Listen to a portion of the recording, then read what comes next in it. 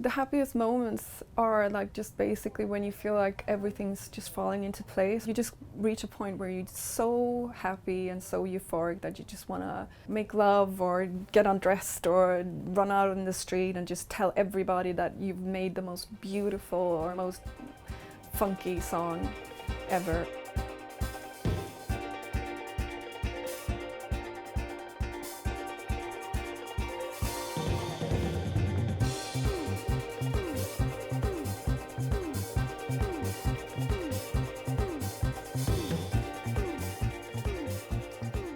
I became a mother, and then I knew that a lot of things had changed for me.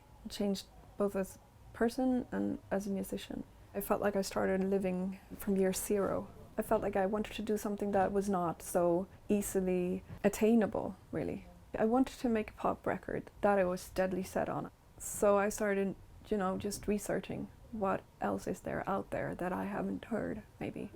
And so I started working through music from elsewhere, and I was especially drawn to Ethiopian music, which is amazing, and Japanese and Chinese pop music. And I started also researching instruments that are being played. And so I started building my kind of pop music around those worlds of sound and really try to work out where is my expressions and my writing in this kind of music.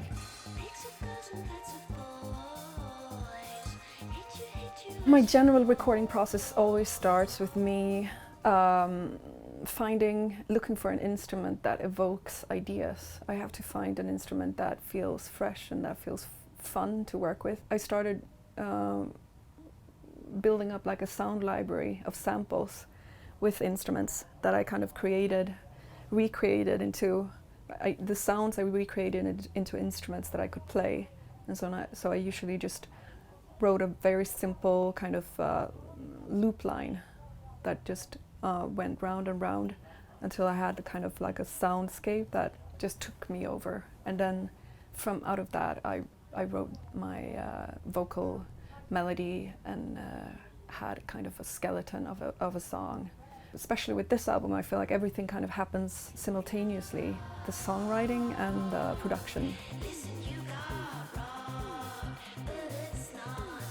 I really always feel like I need to make a whole recording, a whole take of recording when I record my vocals. So I always finish the song, even though I know that this take is not going to be it, because I don't want copying and pasting and doing snapshots of bits.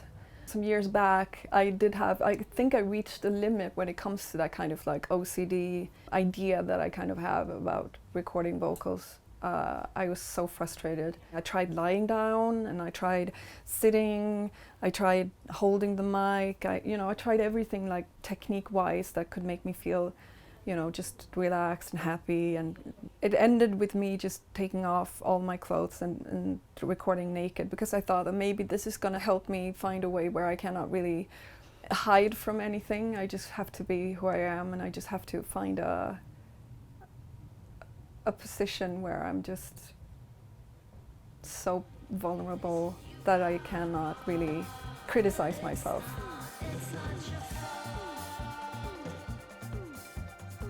My father was a lawyer that I know dreamt all of his life to become a musician but never did, because he was very set on you have to have a proper job.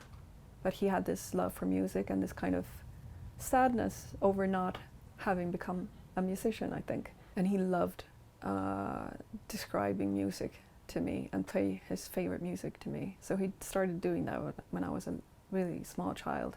He sat me down in his couch and we listened to music, and he described music. He described patterns, rhythm patterns, and he asked me, what is special about this song? What is strange about this song? How do you think the drummer plays this, really? How do you think he counts? And also he kind of described the way that all music is linked to each other. He kind of always made the connection between all kinds of genres that really made me just feel like every kinds of music belongs to each other or are connected to each other.